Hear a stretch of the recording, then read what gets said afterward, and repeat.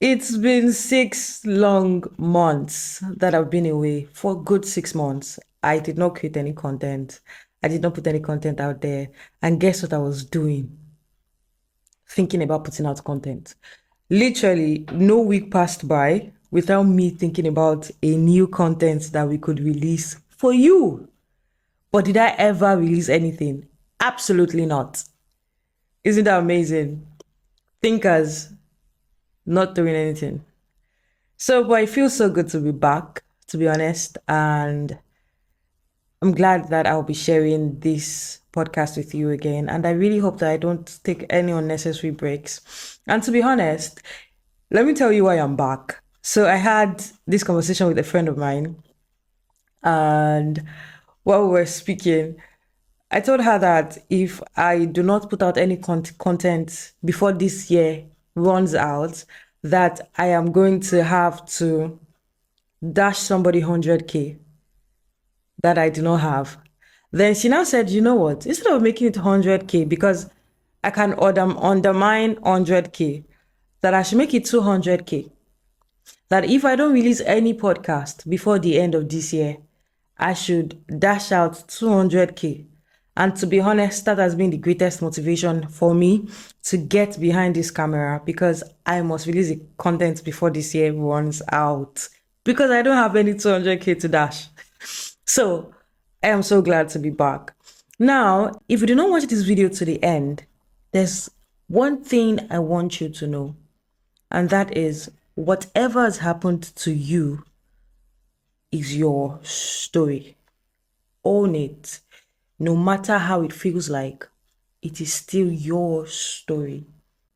How many times have we seen people who have been through, let's say, an accident, come out of that accident, and because they have scars from that accident, instead of those scars to serve as a badge of honor that I survived this, it serves as a badge of shame that when people look upon, that they become ashamed to show the world their scars.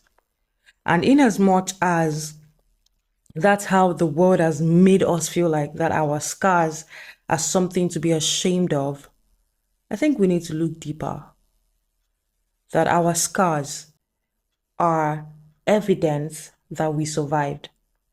No matter what the scar is, maybe you've been trying to get a kid for a very long time and it looks like, oh, you're unable to conceive.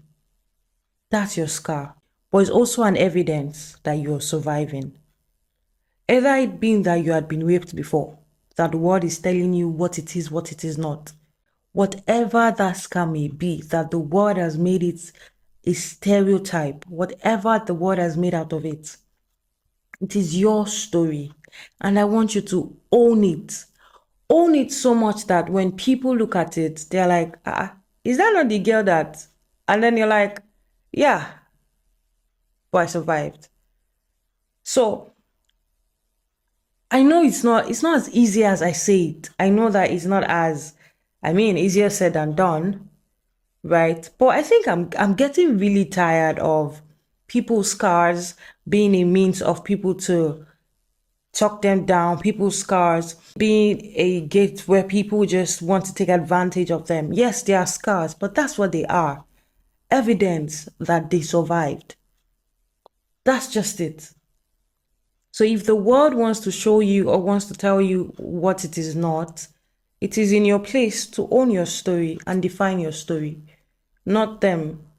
They're not the ones who will come and tell you, oh, this. No, it's your scar, and you tell the world what you want it to be.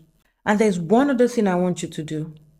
If you ever find somebody with a scar, treat them with as much grace as you would want to be treated if you were the one with the scar, regardless of what the scar may be. Regardless of what the scar may be. Because at the end of the day, we are all bleeding soldiers, just in different points of our lives, in different stages of our lives. Thank you. And season greetings. Bye-bye. And see you soon.